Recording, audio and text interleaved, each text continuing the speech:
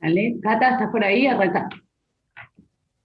Lu, estoy en Webex con quienes todavía están ingresando y les estoy volviendo a pasar el link, así que si querés empezar Empieza. y yo cierro el tema Webex. Em- eh, Empiezo, bueno, a ver lo de compartir pantalla. ¿Se ve?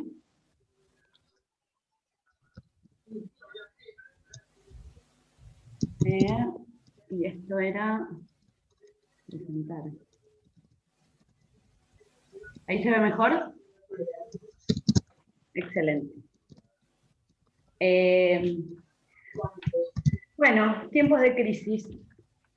En la primera clase, ¿no? En la clase sincrónica de la semana pasada, María presentó este escenario convulso, ¿no?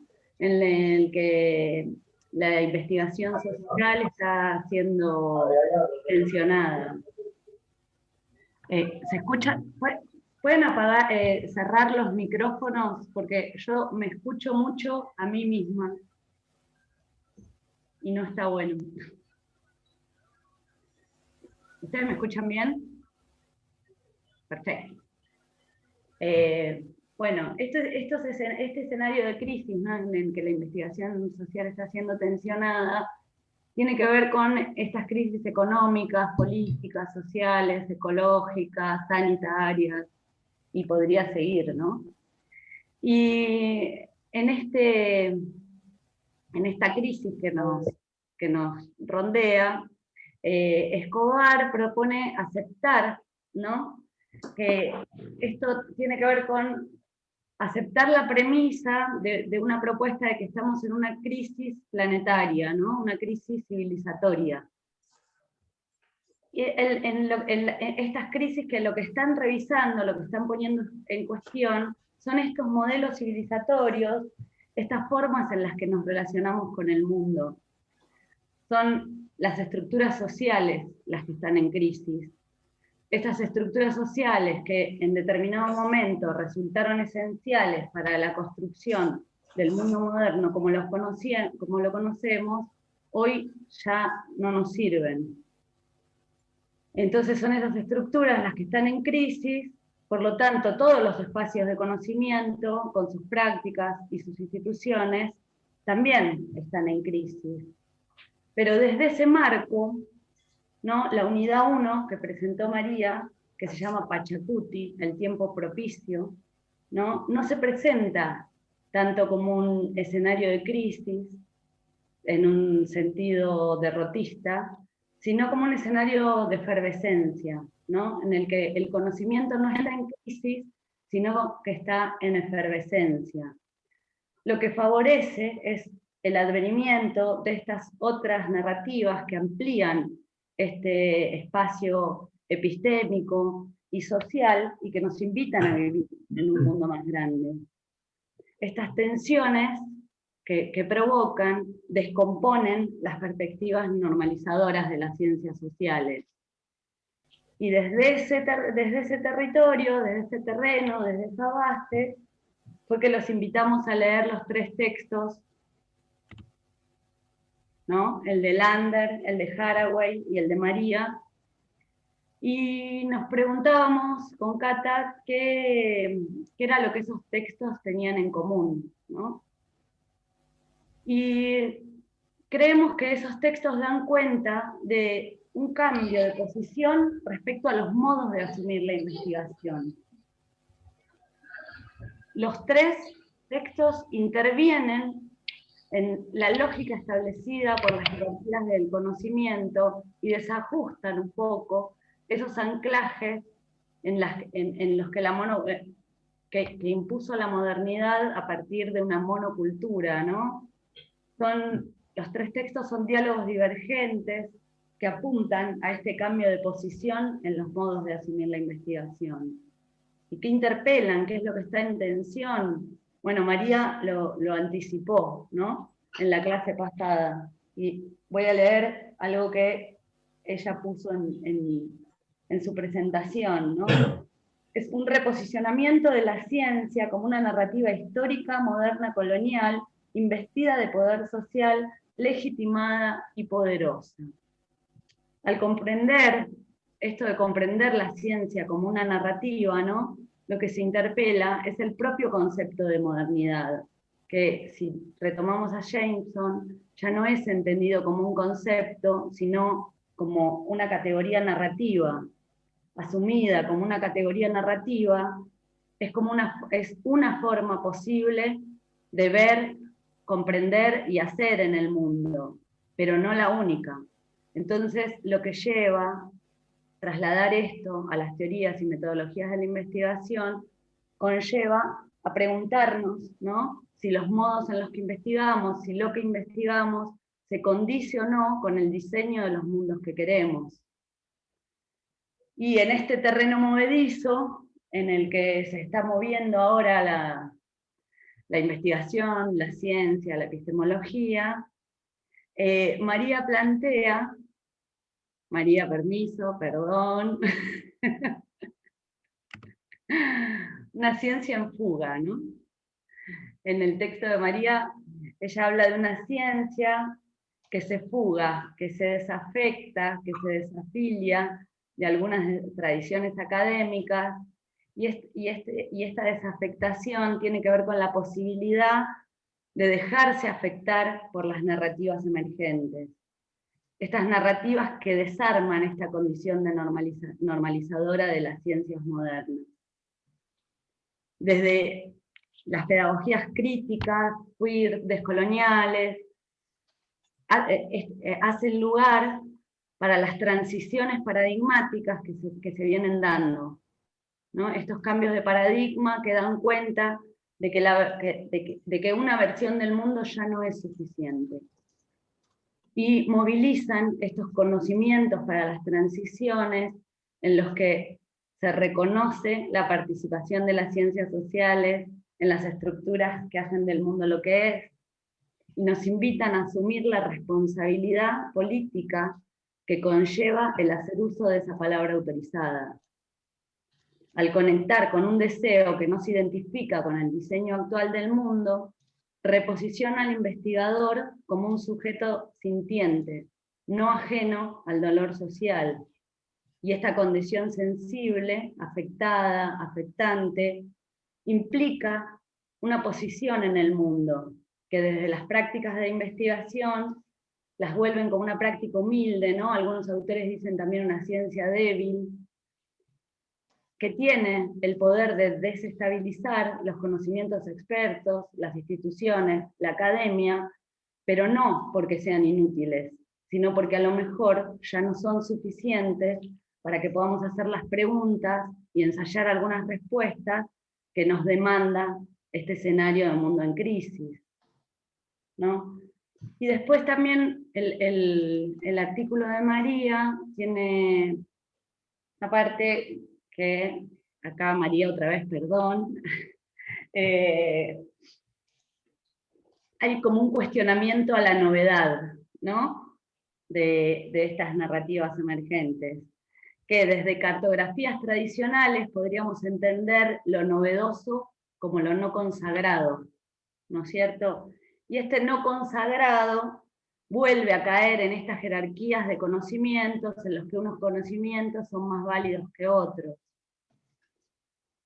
Pero en realidad estas narrativas disidentes, en vez de novedosas, lo que tienden es a dar lugar a la simultaneidad de narrativas.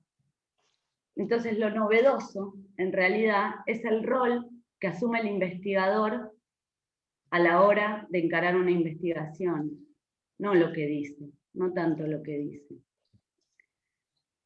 Para entender por ahí por qué, después le vamos a dar la palabra a María para ver si está de acuerdo con esto de la novedad o no. Para entender un poco por qué estas narrativas emergentes pueden ser concebidas como novedosas, ¿no?, y lo que conlleva este calificativo, nos vamos a Lander. Lander analiza las ciencias sociales como un metarrelato de la modernidad, y entiende la modernidad, ¿no?, como indisociable de la colonialidad. Recordemos, ¿no?, la colonialidad como este patrón de poder y sistema perceptual impuesto por la conquista de América y que delinea lo que todavía constituye la experiencia moderna, ¿no? Maldonado Torres dice que respiramos la colonialidad en la modernidad cotidianamente.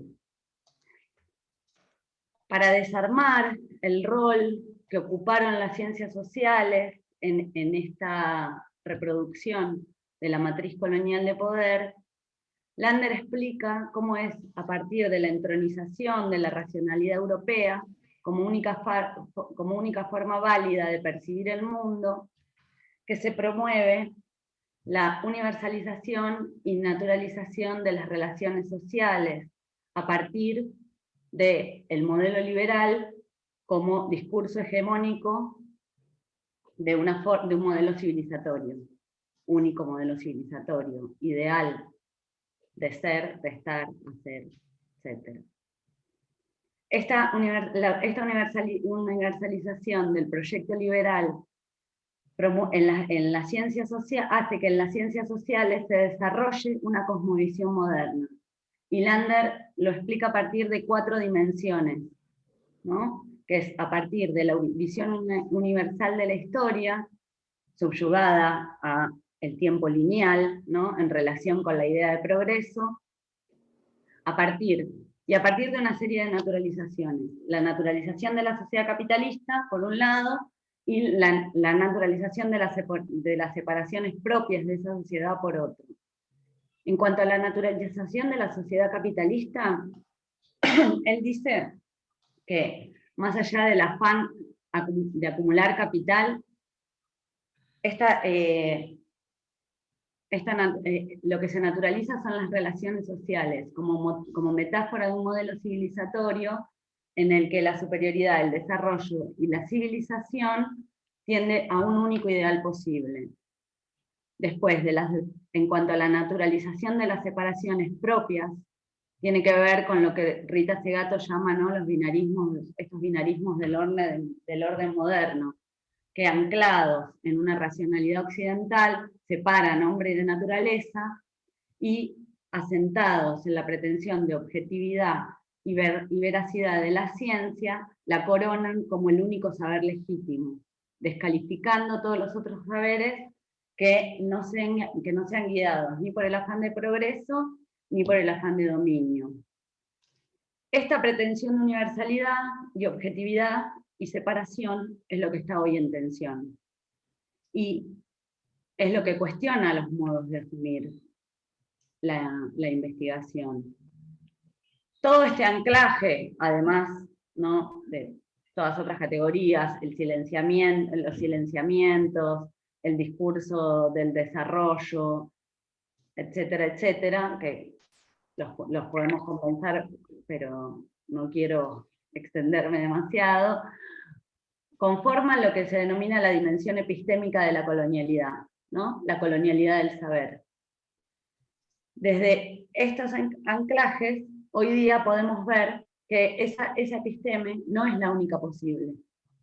Entonces, ahora emergen como novedosas otras epistemes que en realidad de novedosa tienen poco, pero sí tienen voz, que antes no tenían. Desde esto, Cata, te paso la posta. Muy bien. ¿Me escuchan bien? Pues yo te escuchaba medio bajito, Lu, no sé si soy yo que mi compu no me está acompañando, pero ¿Sí? bueno. Sí, pero no importa, vamos a lograrlo. Bueno, con todo esto que decía Lu y la contextualización del teórico de María del martes pasado, pensando en esto, ¿no?, de la objetividad, de la idea de la ciencia moderna con el parámetro de la objetividad, Haraway y su hermoso texto de Testigo Modesto, que habrán leído y se habrán dado cuenta que hay una clara diferencia en los modos de escribir, es un poco más compleja de leer porque apela a esta figura del testigo modesto, para trabajar, que es un término que sacó del libro de Chapin y Schaffer, no sé cómo se pronuncia exactamente, pero es un libro en inglés. Utiliza este concepto, esta figura metafórica, para trabajar con la idea de objetividad y de masculinidad, digamos, de los hombres en la ciencia, usando el ejemplo del caso de Boyle con la bomba de vacío, que hasta el día de hoy es uno de los instrumentos centrales, en donde se pueden inscribir estas 3 tecnologías, que no sé si pudieron leer el texto, pero Haraway habla de 3 tecnologías, una material, que sería en este caso la bomba de vacío, otra literaria, que es los modos en los que se da a conocer esta bomba de vacío, y luego otra que tiene que ver con la tecnología social, que es en la que quizás se tensiona un poco más todo esto que estamos hablando de cómo, de los modos de conocer que tenemos, y a los que estamos acostumbrados también, y los que Haraway propone como disruptivos, digamos. Plantea Haraway un nuevo testigo modesto, pero antes de llegar ahí vamos a leer, yo seleccioné esta cita del texto para después poder problematizarla entre todos, porque creo que es como lo más claro que hay para poder ubicarnos primero en tiempo y espacio en el texto. Bueno, Haraway entonces, para replantearse esta cuestión de objetividad en las ciencias y de qué manera también se construye credibilidad en las ciencias, que es algo central, ella plantea, este tipo de modestia es una de las virtudes fundadoras de lo que llamamos modernidad. Esto lo vimos en tanto el texto de María como en el texto de Lander, lo que contó Lu hace un ratito. Esta es la virtud que garantiza que el testigo modesto sea el ventrílocuo legítimo y autorizado del mundo de los objetos. Acá, atentos, porque esto lo vamos a ver después, sin añadir nada de sus meras opiniones, de su corporeidad parcial. Acá hago un freno porque cuando habla de parcialidad está también presente la idea de que la ciencia debe ser imparcial. Esta idea de no implicarse, de no ser parte de aquello que uno conoce, de lo que vimos, bueno, que después María va a mencionar en su texto, que supongo que habrán leído, esta idea de no dejarse afectar. María propone otra cosa, ¿no? Pero si uno no se implica, no se siente afectado por lo que está investigando, entonces esa es una manera de construir autoridad, legitimidad y sobre todo credibilidad, ¿no? La manera moderna de conocer. Y una cosa que es interesante, porque acá aparece por primera vez la idea de corporeidad en la investigación, que después nosotros a lo largo de la materia se va a trabajar, sobre todo en la última unidad, pero Haraway plantea que una propuesta queer, digamos, hacer queer este testigo modesto, y entonces desde esa propuesta es que aparece una corporalidad presente y activa. Eso lo vamos a ver en un ratito. Antes de eso, entonces, terminamos de leer. Dice, de esta manera recibe el extraordinario poder de establecer los hechos. El testigo es un testigo objetivo, garantiza la claridad y pureza de los objetos. Su subjetividad es su objetividad. Eso es central en el texto porque plantea que la objetividad en realidad sigue siendo la subjetividad de alguien, de un otro, que en este caso aparece como un testigo modesto, se plantea separado de aquello que está investigando, que conoce, pero no deja de ser una subjetividad que se instala como hegemónica, digamos, lo que mencionaba Lu hace un ratito, que acá hay relaciones de poder en cómo uno conoce, cómo uno accede al conocimiento. Por eso también Haraway va a hablar de la cultura de la no cultura. No sé si los que leyeron tuvieron conflictos con eso, porque aparece a lo largo de todo el texto, y también es una manera un tanto metafórica de referirse a cómo uno construye el conocimiento sin implicarse. La cultura de la no cultura es la cultura de la extrema objetividad, de la búsqueda de extrema objetividad, que lo que genera es que uno termine como estando invisibilizado en eso que conoce. Por eso menciona la autoinvisibilidad, cómo los científicos de la modernidad buscan desapegarse, para aparecer como invisibles en aquello que se conoce. ¿Se entiende hasta acá o estoy hablando demasiado rápido? ¿Se entiende bien? ¿Vamos bien? Porque Haraway es un camino tormentoso. Bien. Bueno, entonces, acá una de las cosas que les copié, dice, la retórica del testigo modesto es la manera desnuda de escribir. Esto es lo que dice Haraway, es una cita directa de ella. Cuando habla de la manera desnuda de escribir, es esta referencia a sin adornos, una idea de no adornar lo que uno escribe, que también ella después lo va a problematizar con la idea de género, y esta masculinidad, hombre, feminidad, el hombre masculino, el hombre femenino, no sé si alcanzaron a leer, pero todas estas disputas referidas al género, a la teoría del género, están inmersas en el caso, por ejemplo, de Boyle y la bomba de vacío. En ese contexto, el conocimiento era...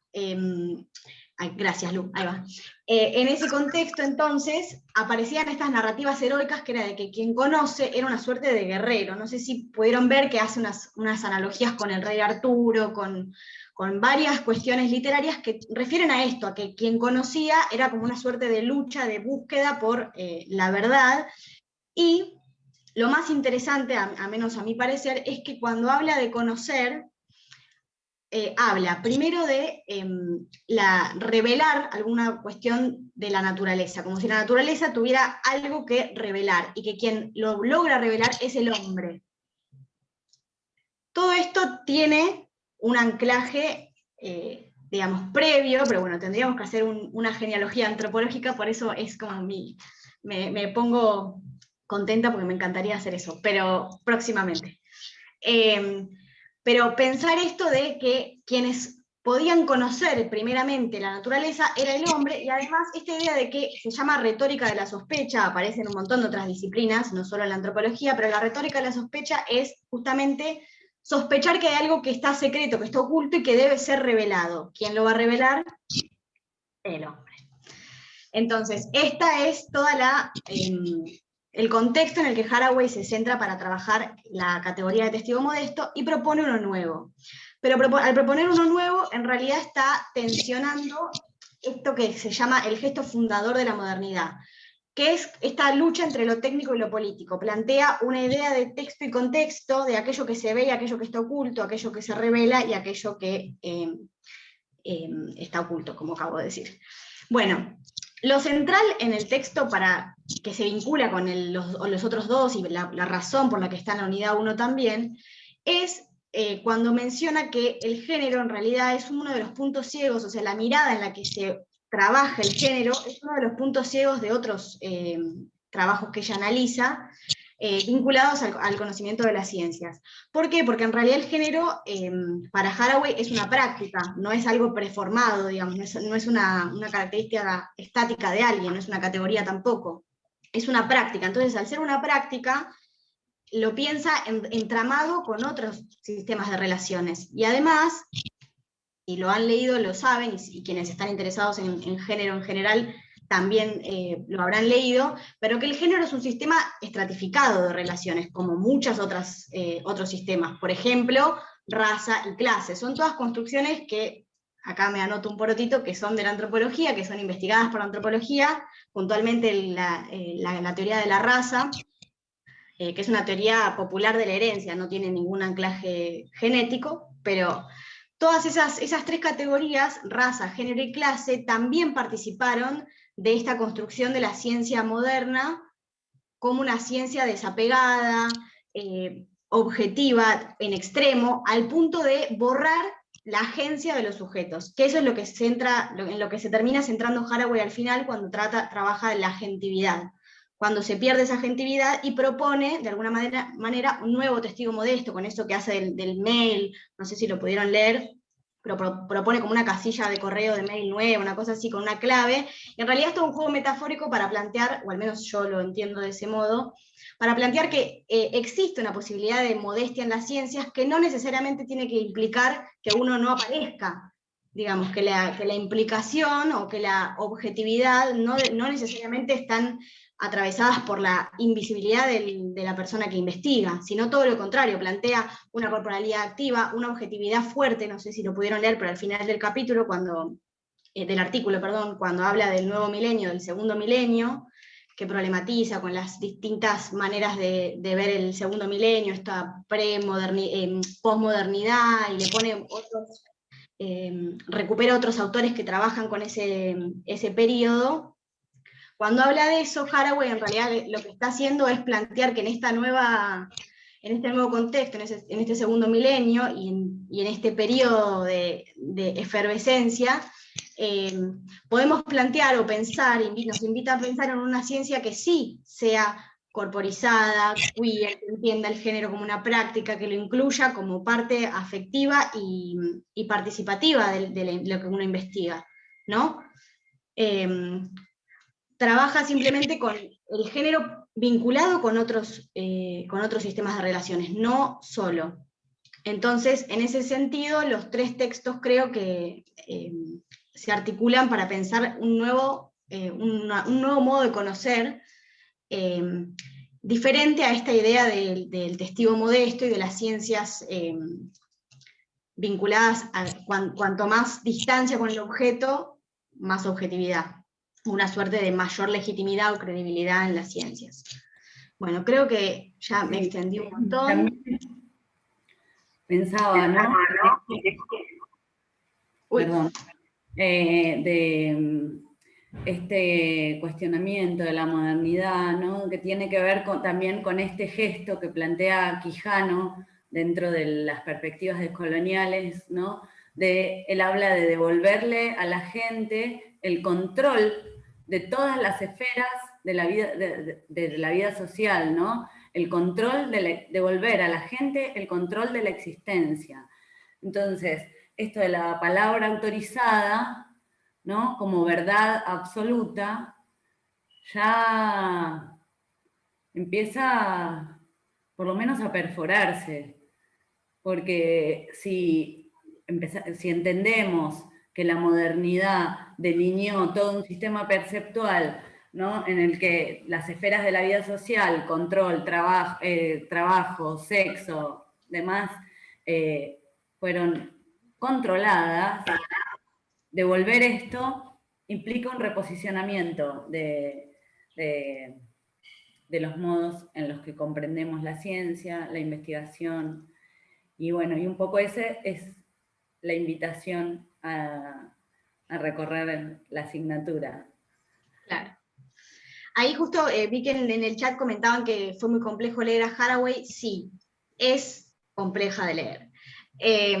Pero justamente para eso tratamos de simplificar como la temática general o lo central, por eso también está acompañada de esta previa de Lander y el texto de María, para que entiendan en dónde se inscribe y por qué está en este contexto en la unidad, que no es que hace falta que ustedes repongan todas las metáforas a las que alude, todos los recursos, o mencionar cuando habla, por ejemplo, del hombre femenino, del hombre masculino, de la mujer masculina, la cortesía, digamos, hay un montón de detalles del texto que están buenísimos, pero que no hacen a la generalidad de lo que apunta el texto para esta intención primera, que es de pensar los modos en que conocemos. Es bastante más simple de lo que parece.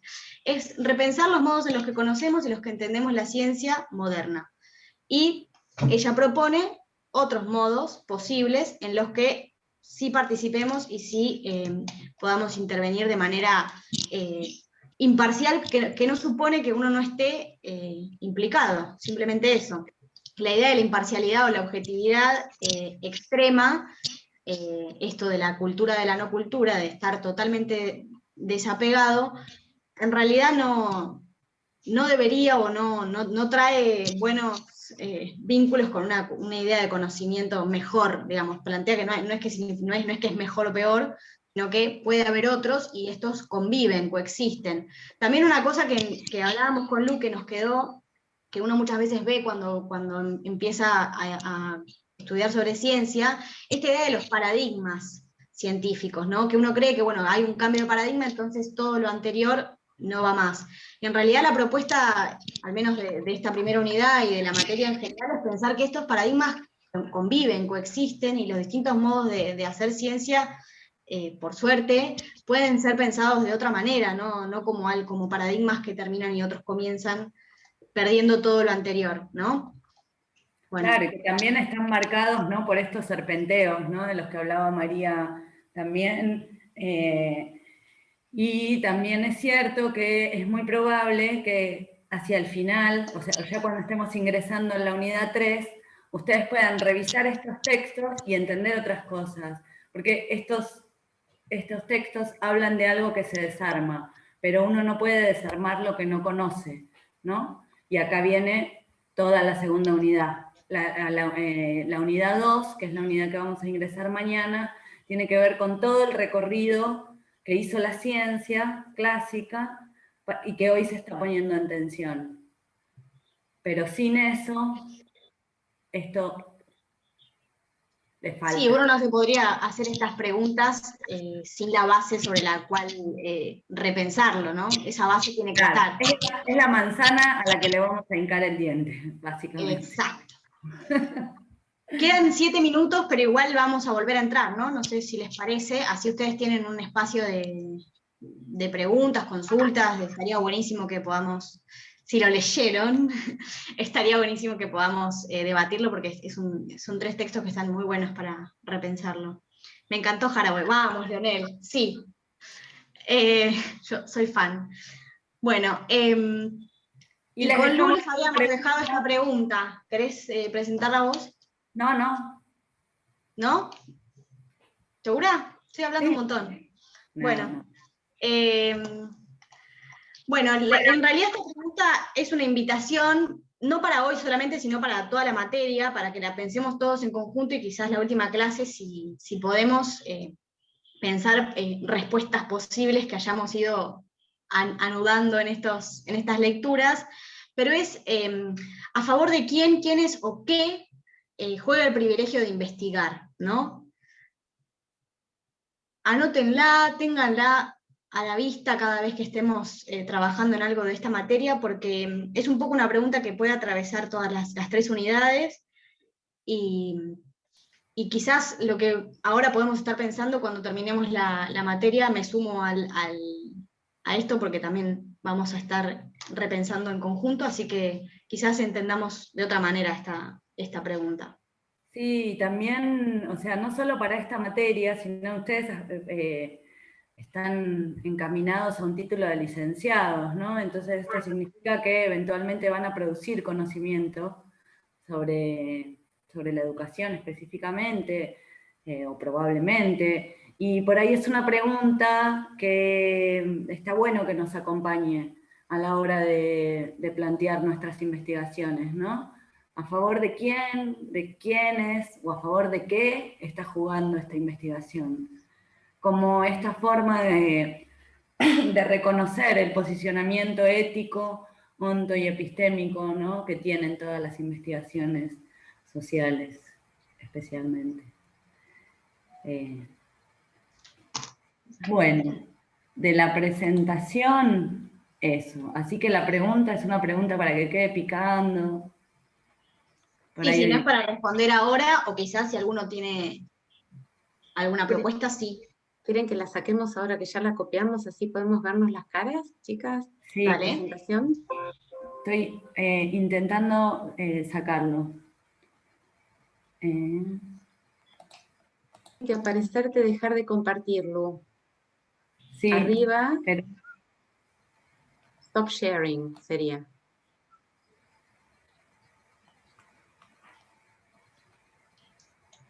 No me aparece. Ya, a ver ahí. A ver, ¿para qué? Ahí está. Muy bien. Ahí va. Perdón, chicas, las voy a sacar un segundo. Acabo de poner un enlace porque estamos dando por sentado que todos sabemos lo que es epistemología. Yo no sé, ahora los vamos a escuchar a ver si saben qué es o no, pero me hizo acordar a que Lelutier tiene, por supuesto, viejísimo, sí, pero tiene una cumbia buenísima. ¿Cumbia es? La cumbia epistemológica. Bueno, no sé, ahí les puse la cumbia epistemológica, sí. Sí, es lo más. Hermoso. Bueno, me callo, perdón. Bueno, ¿alguien tiene algo para comentar? ¿Dudas? ¿Consultas? ¿Amores, odios con Haraway? ¿O con los demás? Hola, ¿cómo están? Hola.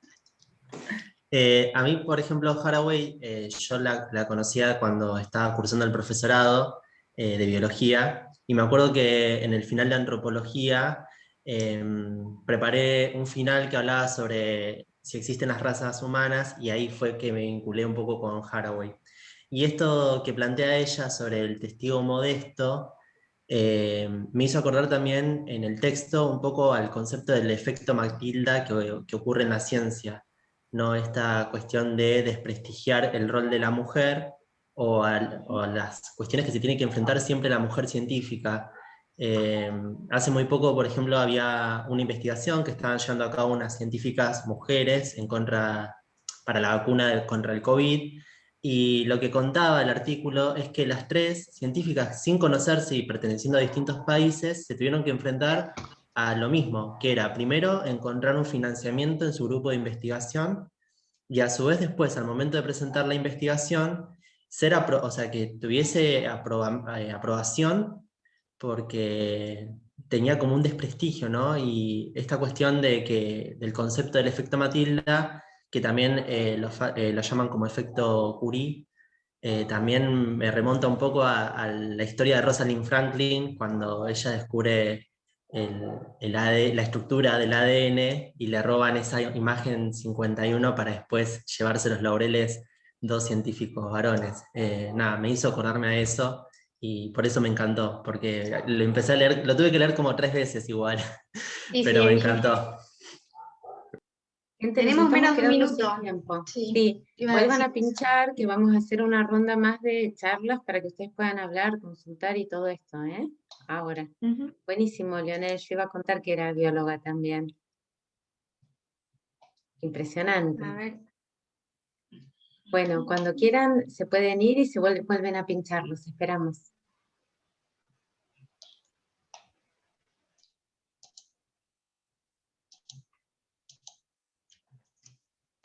Mayra, estamos